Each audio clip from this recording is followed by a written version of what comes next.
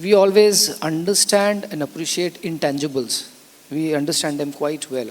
But unfortunately, when it comes to spending your dollars, the tangibility has to be understood well. And that's where the giving has to move on to enabling and bringing a systemic change.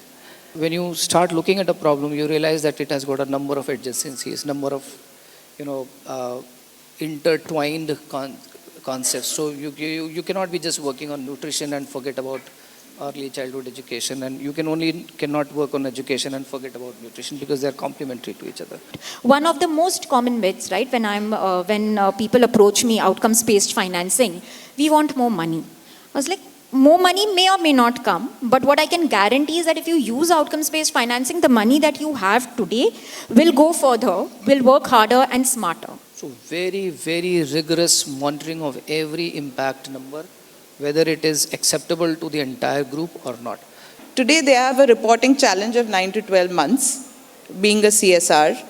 I can't show them outcomes after 10 years, although their intention is exactly there. The model's intention is exactly that.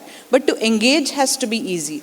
The ease of doing business with this model, I think, is something that has to be broken down. NGOs today don't necessarily have the capacity to take on these programs, right? So when you're designing innovative programs, please include performance management and capacity building into the design of the program. You have to handhold NGOs and implementing partners to do it. We explored how CSR can be really used more catalytically into innovative financing mechanisms. Collaboration is the key, collaborating all the ecosystem players together.